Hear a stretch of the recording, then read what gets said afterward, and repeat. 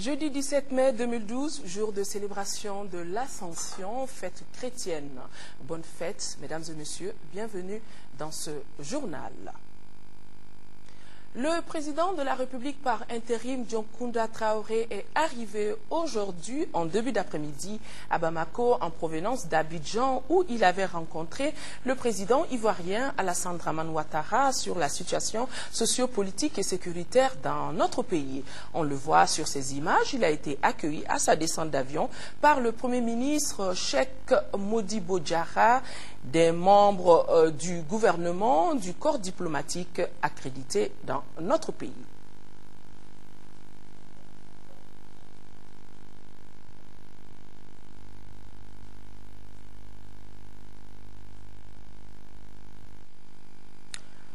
Je ne pense pas que la tenue d'une convention nationale pour désigner le président de la transition souhaitée par le CNRDRE soit une solution de sortie de crise. C'est la déclaration faite hier par le président de la République par intérim à l'issue de l'entretien qu'il a eu avec le président ivoirien Alassane Dramane Ouattara, président en exercice de la CEDEAO. Pour le président Dioncounda Traoré, l'organisation d'une convention nationale n'est pas prévue dans l'accord cadre du 6 avril signé entre la CEDEAO et le CNRDRE. Envoyé spéciaux à Abidjan, Amadou Sankaré et Brahima Koulibaly.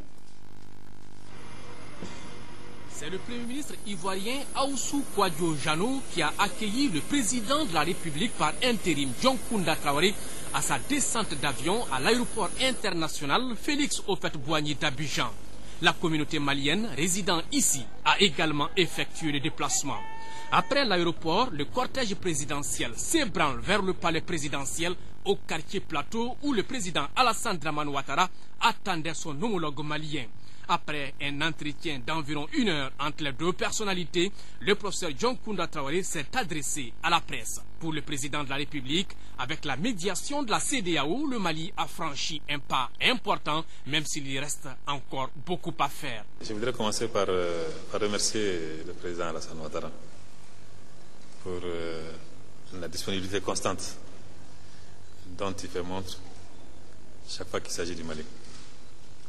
C'est vrai que c'est le président en exercice de la CEDEAO, mais ce n'est pas que ça. C'est un intérêt particulier pour le Mali, pour le peuple malien. Ce rôle nous a permis de faire quelques pas en avant. Mais tout n'est pas réglé pour autant. Il reste encore quelques difficultés. Et c'est en fonction de ces difficultés que j'ai pris la liberté de venir prendre encore de son temps pour lui demander de nous aider.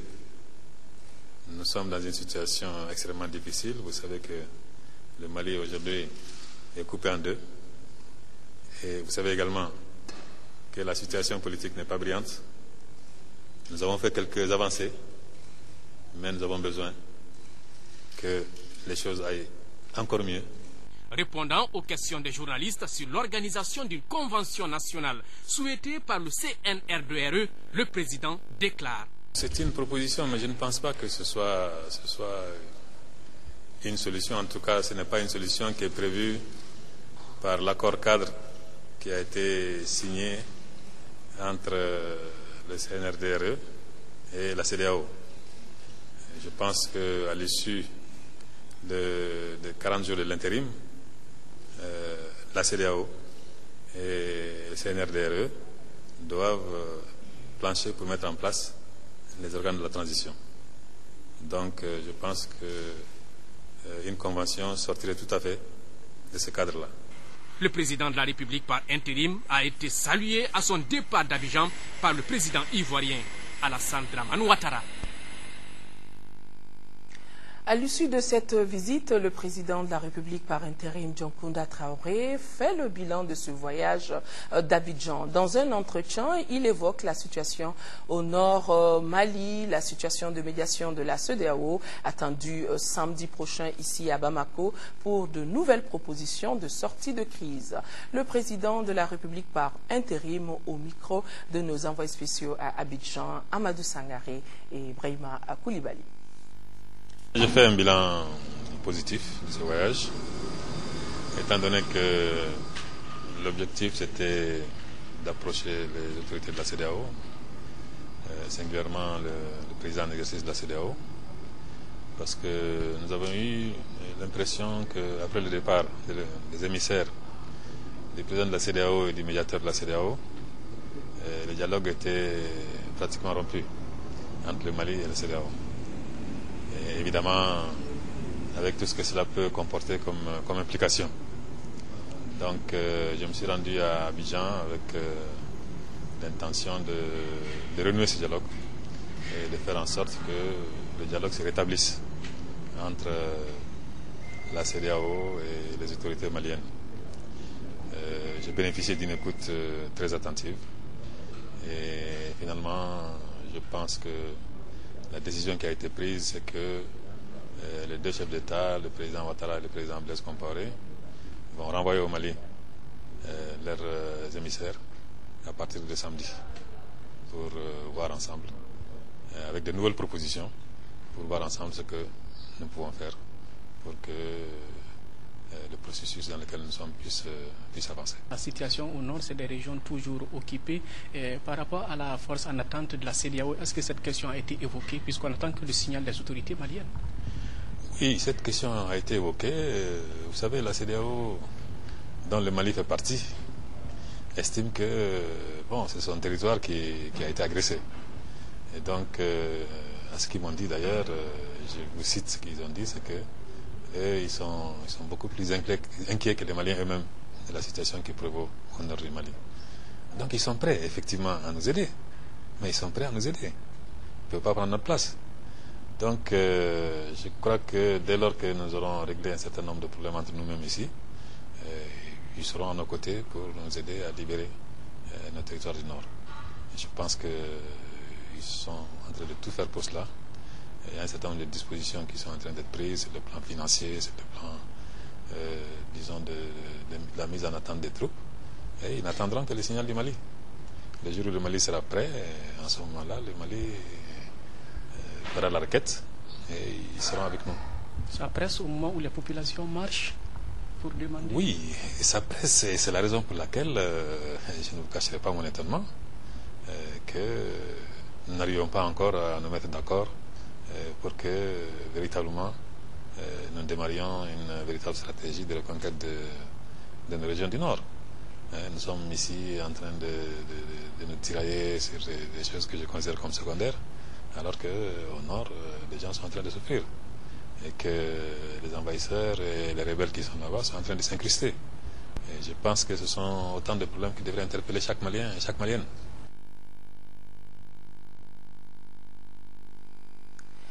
Acte de solidarité à l'endroit de notre pays. L'Algérie, une fois encore présente aux côtés du Mali, suite à la crise alimentaire qui affecte notre pays. L'Algérie vient d'offrir plus de 3000 tonnes de riz d'une valeur estimée à 1,5 milliard de francs CFA. La cérémonie de remise a eu lieu cet après-midi à l'Office des produits agricoles du Mali, OPAM.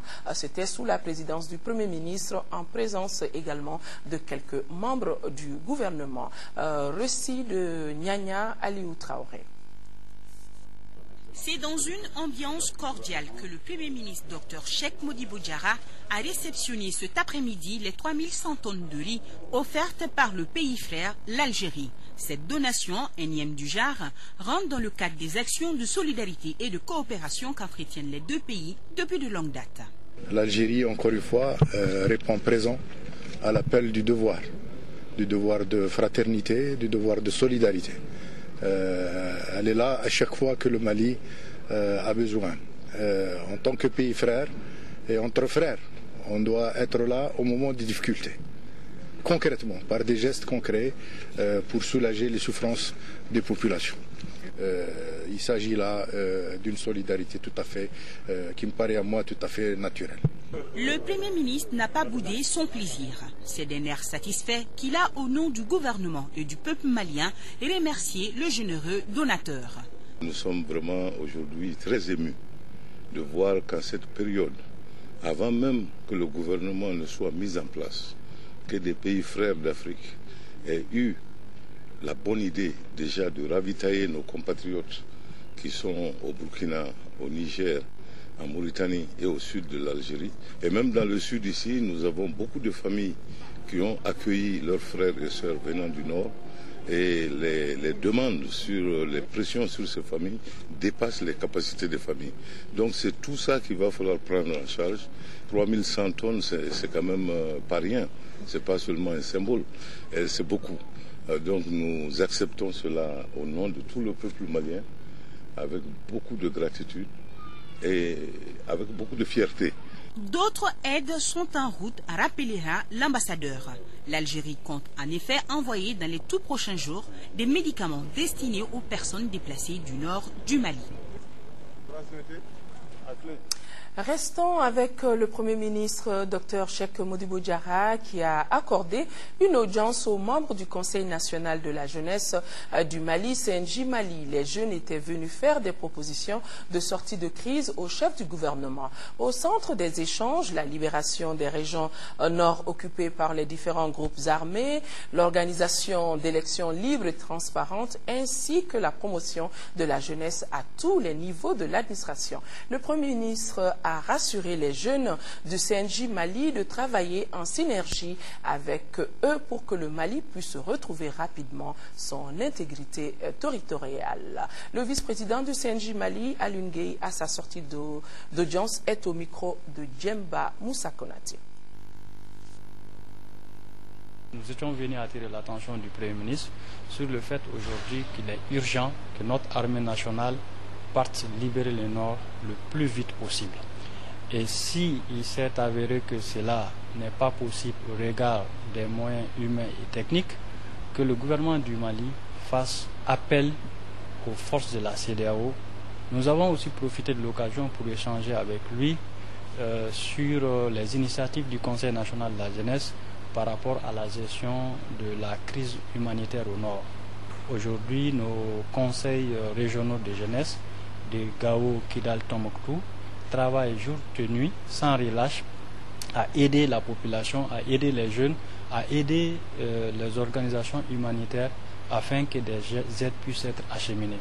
Et le Conseil national de la jeunesse du Mali a décidé d'organiser des cours de rattrapage à l'intention des élèves qui sont encore dans les liens de ces banlieues armées au nord pour les permettre de venir ici au sud faire les examens dans de bonnes conditions. Nous invitons la classe politique, l'ensemble des acteurs, à beaucoup plus de retenue, à beaucoup plus de patriotisme pour qu'on puisse avoir pitié de ces pays pour que vraiment nos frères qui souffrent au nord puissent rapidement, très rapidement recouvrer leur liberté. Le troisième point, c'était par rapport à la promotion de la jeunesse. Le Conseil national de la jeunesse en son temps a regretté le fait qu'il n'y a eu que 2 jeunes sur les 24 membres du gouvernement. Le Premier ministre nous a rassuré de sa disponibilité, de tout son intérêt pour la jeunesse et aussi nous a donné des conseils. Visite importante, très importante à Kati, le shérif de Nioro, Cheikh Sharif Mohamed Ould Cheikhna Hamaoula, accompagné d'une forte délégation de religieux, est arrivé aujourd'hui à Kati.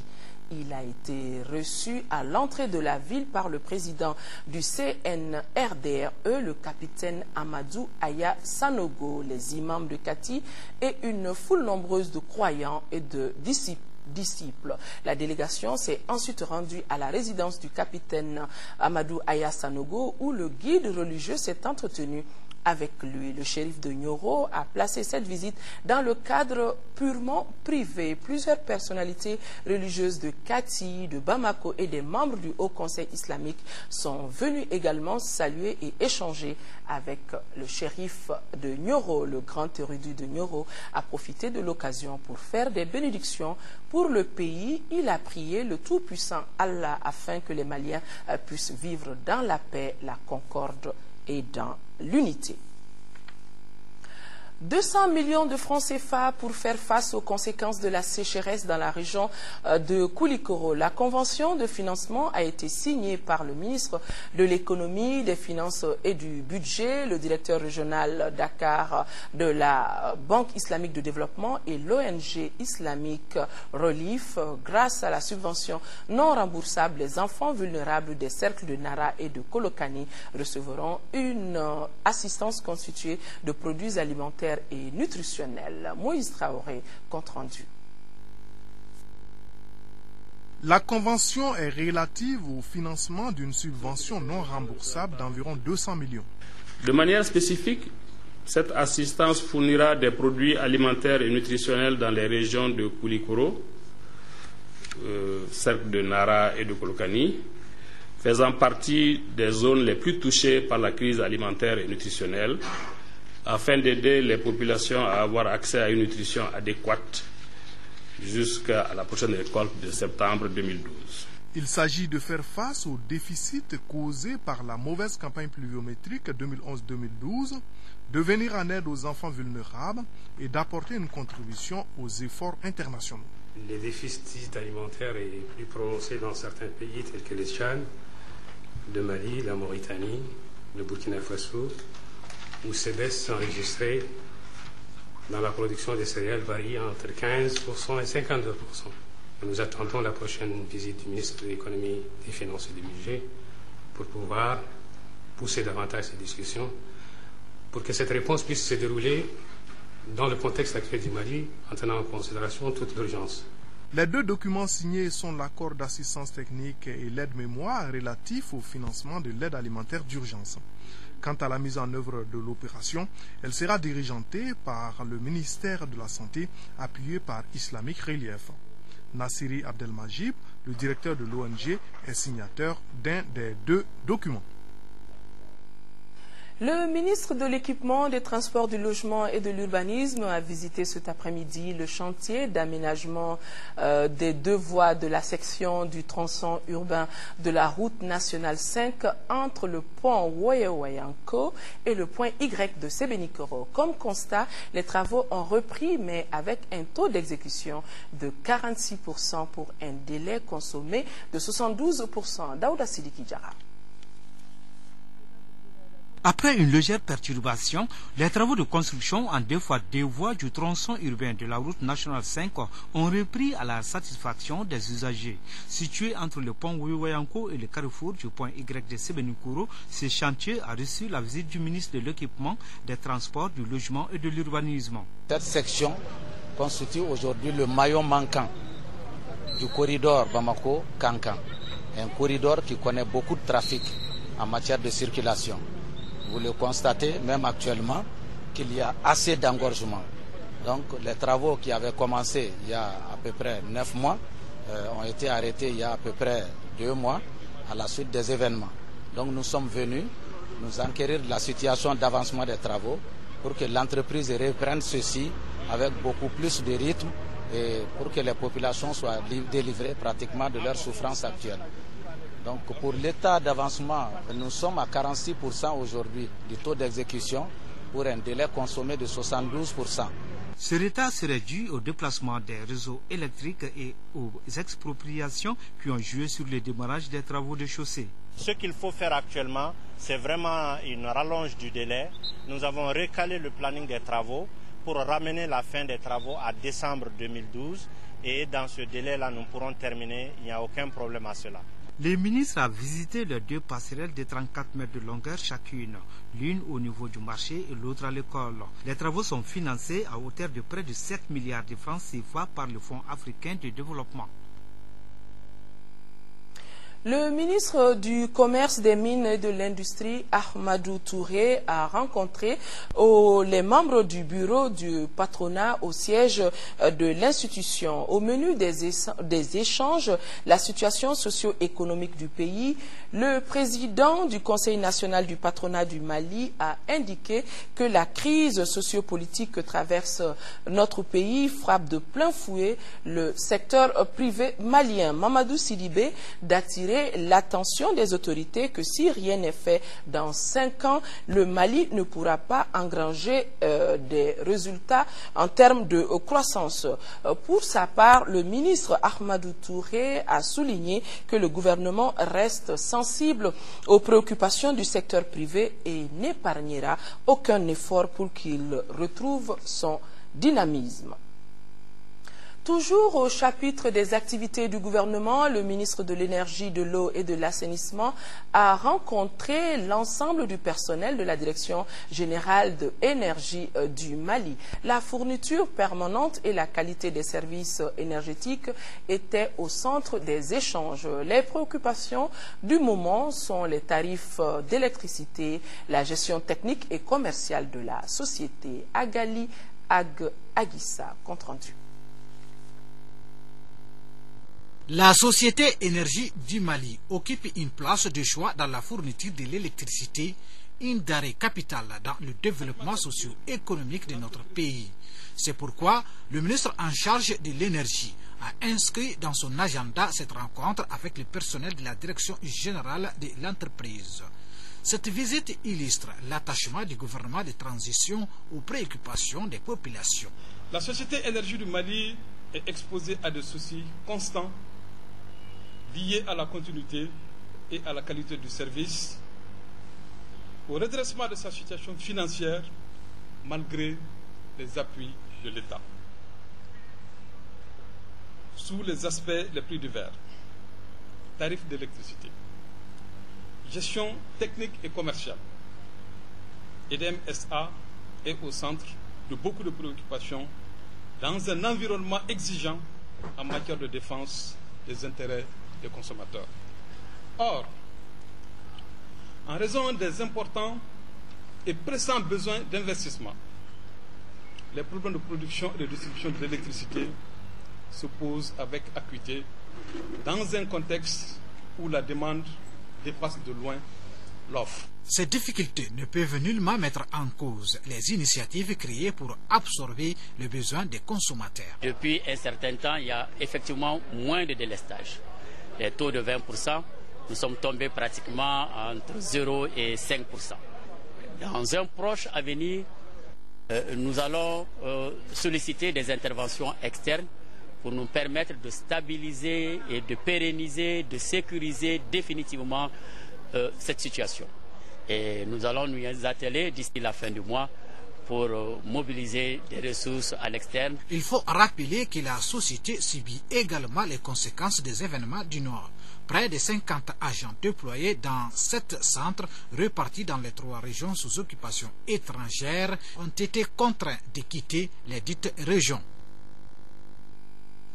Le ministre Alpha Bokar Nafo a également visité l'Agence de l'environnement et du développement durable. Cette visite, qui s'inscrivait dans le cadre des contacts avec les structures relevant de son département, a permis au ministre Nafo de toucher du doigt les réalités de l'AEDD et donner des orientations au personnel quant à la conduite de sa mission à la tête du ministère de l'Énergie, de l'Eau et de l'Assainissement.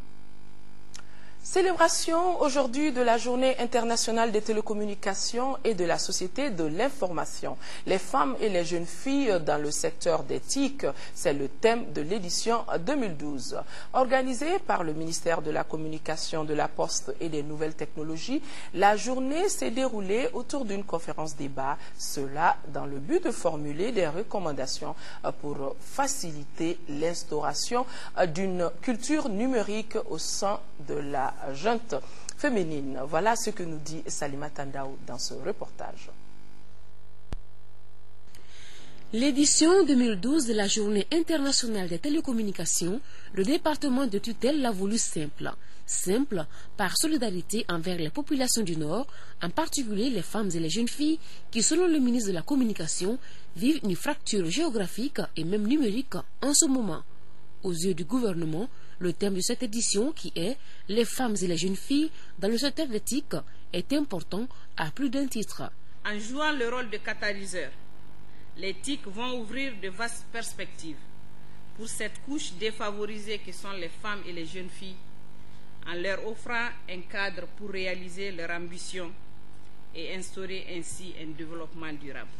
Les thèmes de cette journée nous rappellent que la bataille pour réduire le fossé numérique ne sera effectivement et totalement gagnée que lorsque la couturière, la ménagère, la teinturière, la nettoyeuse, la vendeuse de galettes, celle que l'on appelle coutumièrement la citoyenne lambda, toutes ces femmes auront accès au savoir et au savoir-faire au même rythme et dans les mêmes conditions que leurs concitoyens hommes, dans les pays de référence dans le domaine des technologies de l'information et de la communication, et ceci avec les mêmes opportunités.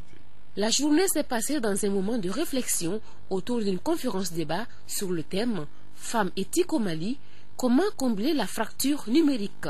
La fracture numérique du genre, qui consiste à la disparité d'utilisation des TIC entre les hommes et les femmes dans un même environnement, peut être comblée par plus de formation, plus d'appui conseil et de sensibilisation des femmes à utiliser les TIC. Essayer de créer des centres spécialement dédiés aux femmes d'un certain âge dans leur milieu. Continuer le développement de l'infrastructure pour que l'accès, le coût soit plus facile. De cette rencontre, il ressort que beaucoup de projets ont été réalisés par le gouvernement, dont un bon nombre à travers l'AGETIC. Mais il y a encore du chemin à parcourir pour l'instauration d'une culture numérique dans notre pays. Les femmes maliennes s'intéressent-elles aux nouvelles technologies? Si oui, qu'est-ce qui les motive? Quelles mesures envisageables pour leur meilleure accessibilité à l'outil informatique? Dossier que nous vous proposerons avant la fin de ce journal. Le ministre de l'Action humanitaire, de la solidarité des personnes âgées, Dr Mamadou Sidibé, accompagné d'une forte délégation, était à Banamba aujourd'hui pour porter la compassion du gouvernement aux victimes de l'inondation qui a causé des dégâts matériels énormes. Pas de pertes en vies humaines, mais les chiffres s'alourdissent. Plus de 400 ménages ont été touchés dans le secteur de Banamba. Le ministre a remis une enveloppe aux victimes. Voilà ce que nous dit Seydou Traoré, notre correspondant. À Banamba, le ministre de l'Action humanitaire, de la solidarité et des personnes âgées est venu apporter le soutien du gouvernement aux sinistrés de la pluie diluvienne du lundi dernier. Une quantité de pluie qui a été de 18 à 115 mm par endroit. Si aux premières heures de l'inondation, les services techniques avaient signalé 320 ménages touchés, au passage du ministre Mamadou Sidibé, les chiffres ont affiché 446 ménages sinistrés. À ceci s'ajoutent des ponts endommagés, des vivres emportés et mouillés et le bétail disparu. Ce qu'on peut dire simplement, c'est remercier le Seigneur pour qu'il n'y ait pas eu de perte en vies humaines. Sinon, les dégâts sont énormes. Même si ça s'est répété et que les gens savent qu'ils étaient dans une situation de risque, c'est quand même toujours désolant de venir assister à des scènes de ce genre et de voir des chefs de famille qui sont dans la rue et qui n'ont aucun moyen aujourd'hui. C'est quand même ça, c'est ce qui m'a frappé le plus. Face au risque d'épidémie, notamment les puits écroulés, les toilettes endommagées et la mare avec les carcasses de bétail emportées, le ministre appelle à plus de prudence et à un changement de comportement. Il faut éviter maintenant que ce désastre-là se débouche sur autre chose. On sait que les puits ont été détruits, on sait que les céréales ont été détruits. Le problème, qu'on est devant une mare actuellement qui a drainé des animaux, vous le voyez vous-même. Donc le risque ici aujourd'hui, c'est les maladies diarrhéiques, les maladies qui sont liées à l'eau, qui peuvent aller jusqu'au choléra. Donc il faut que nous fassions tous pour sensibiliser les familles, pour qu'elles évitent l'utilisation de l'eau et appeler les services techniques à les assister et peut-être à prendre les premières mesures au moins d'assainissement qui peuvent mettre d'écouler tous les animaux qui sont encore dans la mare. À la rencontre avec les notabilités de Banamba, le ministre a remis la somme de 3 millions de francs CFA pour les victimes de l'inondation. Les responsables coutumiers ont félicité le gouvernement pour le geste et ont fait des bénédictions pour une bonne saison agricole. Au Mali, nous vivons une crise politique grave. La solution est malienne. Une déclaration faite par le mouvement Yerewoloton Mali. Le mouvement a organisé une marche pacifique sur une dizaine de kilomètres. Les marcheurs ont été reçus par le secrétaire général de la présidence qui leur a assuré que leurs préoccupations seront transmises à qui de droit. Alpha Meiga. La marche du mouvement Yerewoloton Mali, une expression bamana qui veut dire association des Maliens qui se veulent dignes de leur pays, est partie de l'Assemblée nationale du Mali pour se terminer à la présidence de la République à Koulouba. Il s'agit en clair d'une marche pacifique qui a été l'occasion pour les initiateurs de faire part aux autorités quelques préoccupations sur la situation politique qui prévaut au Mali. Vous savez, les causes de cette crise, entre autres la corruption, la délinquance financière, le népotisme, les trafics d'influence, les activités narcotrafiquantes, la mauvaise gestion politique et diplomatique pour des intérêts personnels et sordides. C'est pourquoi nous pensons que la solution est malienne. Le Mali est un État souverain. Après avoir parcouru une dizaine de kilomètres, les marcheurs ont été accueillis par le secrétaire général de la présidence. C'est un droit d'exprimer ce que l'on pense. J'ai pris bonne note et ce que je peux dire ici, je vous ai entendu, je vous ai compris et mon rôle sera de transmettre fidèlement votre message. Il appartiendra aux responsables politiques, aux décideurs de notre pays, de se mettre ensemble pour parler et en ayant en vue uniquement l'intérêt supérieur de notre pays. La marche encadrée par les forces de sécurité s'est terminée sans incident. Le PARENA, Parti pour la Renaissance nationale, organise depuis ce matin une rencontre consacrée à la situation au nord Mali et aux solutions de sortie de crise de notre pays. La thématique a largement été développée au cours de 3 tables rondes. Le débat a réuni plusieurs parties prenantes maliennes, dont des personnalités et élus du Nord, ainsi que des ambassadeurs des pays amis du Mali. Le point avec Ibrahim Traoré. Le Parti pour la Renaissance nationale ouvre le débat pour proposer des pistes de solutions à la crise au nord du Mali. La conférence est organisée en 3 panels. Le premier a porté sur l'analyse critique de l'accord de Tamaracet de janvier 1991, le pacte national d'avril 1992 et l'accord d'Alger de juillet 2006. Le second panel a traité de la problématique que faire face aux revendications du MNLA et d'Ansardine. La dernière table ronde s'est intéressée à la contribution de la communauté internationale à la résolution des crises au Mali.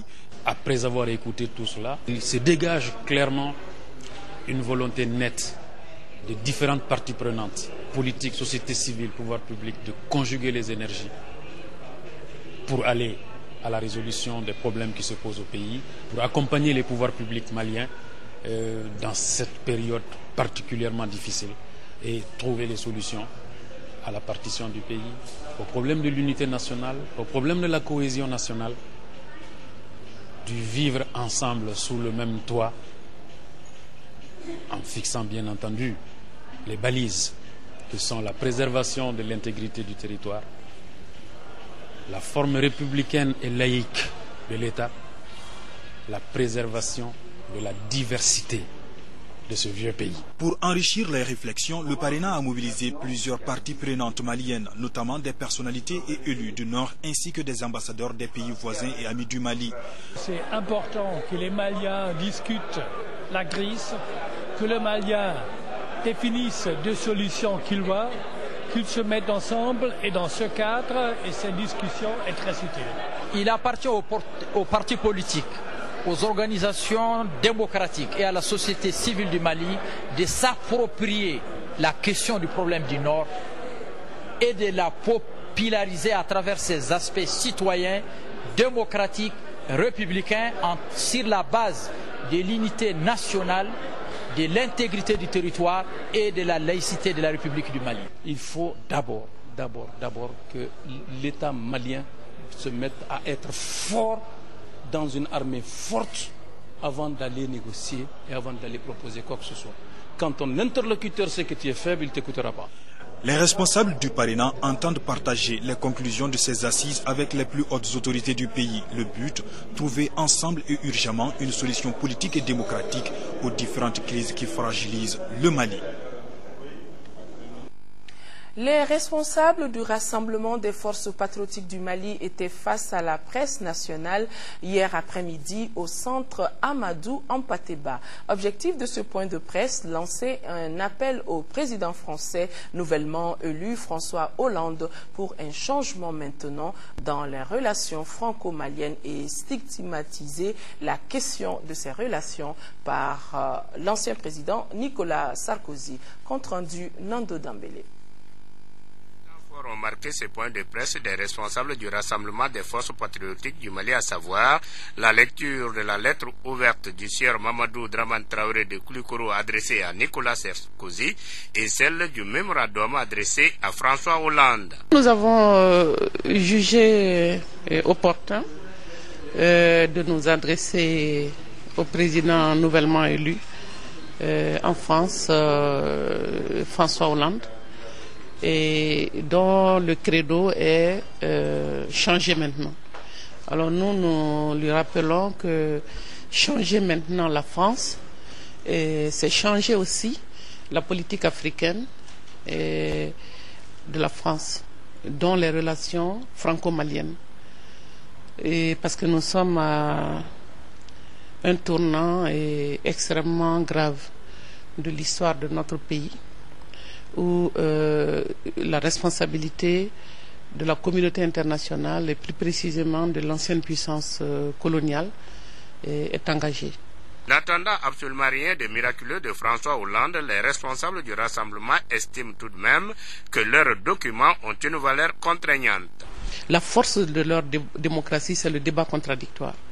Il y a de véritables opposants, il y a de véritables contre-pouvoirs. Donc nous espérons, nous ne nous faisons pas d'illusions. La gauche va certainement défendre les intérêts de la France. Nous aussi, nous devons défendre les nôtres. Comme pour la plupart des collectifs d'intellectuels, les responsables du Rassemblement des forces patriotiques du Mali insistent beaucoup sur le recours à nos valeurs culturelles, l'éducation et la bonne communication pour parvenir à un dénouement heureux de la crise actuelle que traverse notre pays. En relation avec l'élection de François Hollande, s'est tenu aujourd'hui le premier conseil des ministres au palais de l'Élysée.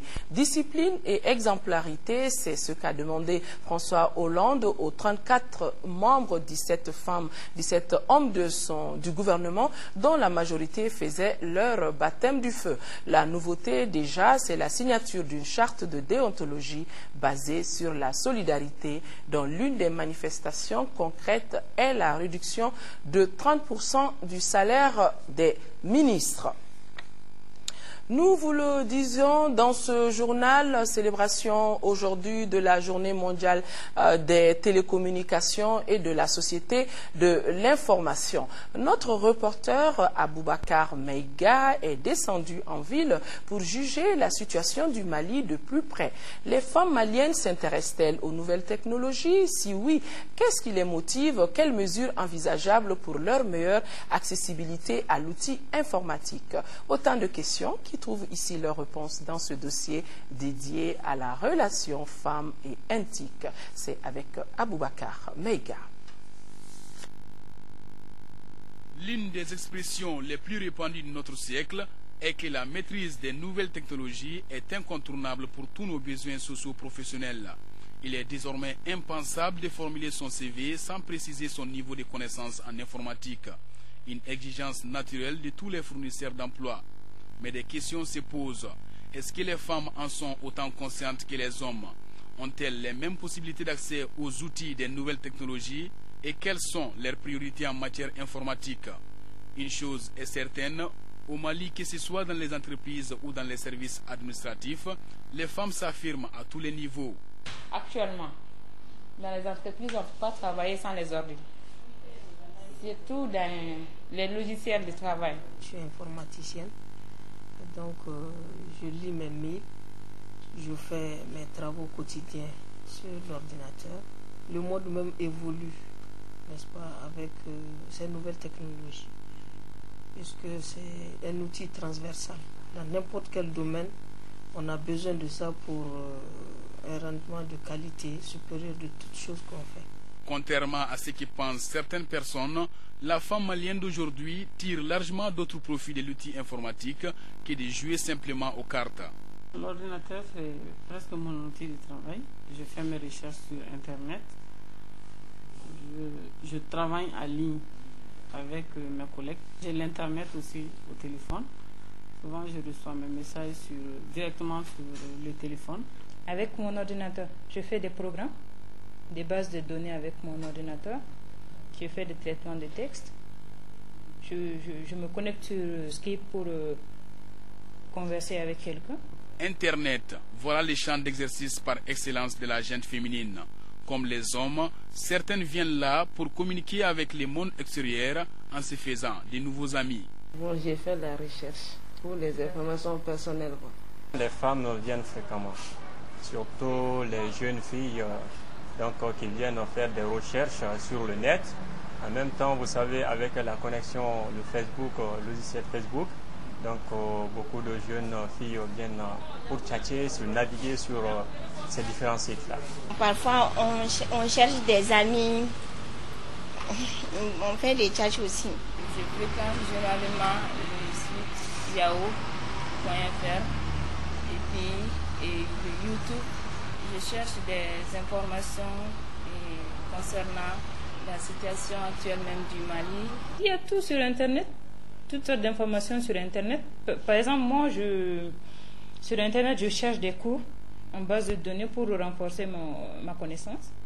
Il faut continuer à former les femmes et aussi, surtout à les sensibiliser. Parce que souvent, la fracture est aussi de ce côté. Souvent, il y a des femmes qui peuvent utiliser les TIC, mais elles n'utilisent pas du bon côté.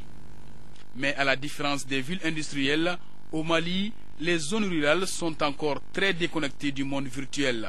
Un besoin crucial interpelle les acteurs du secteur pour pallier ces fossés numériques. En tout cas, ce ne sont pas des propositions de solutions qui manquent. Ces localités n'ont même pas de courant d'abord. Il faut s'intéresser à ce point. Donc, si ce problème est réglé, là, je crois que l'outil informatique ne fera pas défaut. Au Mali, on est en train de faire des efforts. Il y a beaucoup d'efforts qui sont en train d'être faits. Parce que je sais qu'en 2003, 2004, quand on commençait les projets de télécentre communautaire, il n'y en avait pas. À Gao, en 2004, quand on a inauguré le premier clic, les ONG, tout le monde, ils envoyaient même les rapports, ils les envoyaient par fax. Des rapports de 20 pages, 30 pages, c'est par fax. Il n'y avait pas Internet, il n'y avait même pas la possibilité technique. Donc on a commencé à implanter ces télécentres-là avec. Ça c'était très coûteux. Maintenant, avec l'ouverture du secteur des télécoms à la concurrence, donc on a les deux opérateurs. Donc petit à petit, la connexion est allée à l'intérieur. Pourtant, s'il y a un miracle occasionné par l'avènement des nouvelles technologies, c'est bien l'augmentation du taux d'alphabétisation, surtout en milieu rural, où grâce au portable, des personnes n'ayant jamais été à l'école ont appris désormais à téléphoner et à écrire souvent même des messages. Par exemple, chez moi, j'ai une belle-sœur, la femme de mon frère. Elle n'est jamais allée à l'école, mais elle a son téléphone. Quand quelqu'un l'appelle, elle ouvre le téléphone, elle voit le numéro, elle dit « c'est un tel qui m'a appelé ». J'étais intriguée parce que je sais qu'elle ne sait pas écrire. Donc, un jour, je lui ai demandé, j'ai dit « mais comment tu fais ?» J'ai dit « le numéro de un tel, tu fais 6, tu fais 3, tu fais... » Elle a biché les numéros, donc au moins elle connaît les chiffres de 0 à 9. Donc elle a enregistré, elle mémorisé tous les numéros. La technologie avance à grands pas et la femme la suit dans son évolution. Rien qu'un clin d'œil sur le nombre de femmes internautes inscrites sur les sites des réseaux sociaux ou présentes sur des forums de discussion nous permettent de confirmer cela davantage. Malheureusement, nous célébrons cette journée 2012, du 17 mai 2012, en ayant une pensée profonde pour les jeunes filles et les femmes qui sont aux mains de forces d'occupation dans le Nord, qui souffrent dans leur chair et dans leur cœur. Cette fracture géographique, en plus de la fracture numérique, elles souffrent de la fracture géographique. Et je voudrais surtout leur dire que le gouvernement pense à elles, ne les abandonnera jamais, et tout est en train d'être fait pour qu'elles recouvrent leur liberté de mouvement, de pensée et d'action.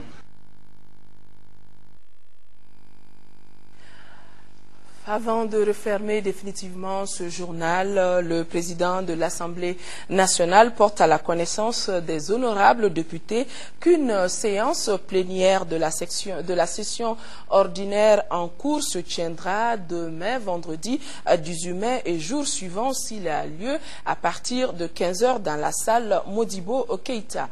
Le projet d'ordre du jour porte délibération sur le projet de loi portant amnistie des faits survenus lors de la mutinerie ayant abouti à la démission du président de la République et des communications. Le président de l'Assemblée rappelle que la séance elle est publique. Le ministre de la Sécurité intérieure et de la Protection civile informe les Maliens de l'intérieur et nos compatriotes résidant à l'étranger que le gouvernement du Mali mettra en circulation dans les jours à venir le nouveau passeport CEDEAO. Ce document de voyage sera délivré en lieu et place du passeport ordinaire pour le même montant, 50 000 francs CFA et la même validité de 5 ans. Les détenteurs du passeport ordinaire malien en cours de validité le conserveront jusqu'à la date d'expiration de leur document. Le procureur général près la cour d'appel de Bamako informe le public, notamment les populations de Bamako et environ, que les travaux de la première session de la cour d'assises suspendue depuis le 22 mars 2012 ont repris ce jour, jeudi 10 mai 2012 et se poursuivront jusqu'au 6 juin 2012. Mesdames et messieurs, fin de journal, 2 mai 13 h, Aïssata Ibrahim Meiga et je me ferai le plaisir d'être là à 20 h pour la grande édition du soir. Inch'Allah, d'ici là, passez d'excellents moments en compagnie des programmes de l'ORTM.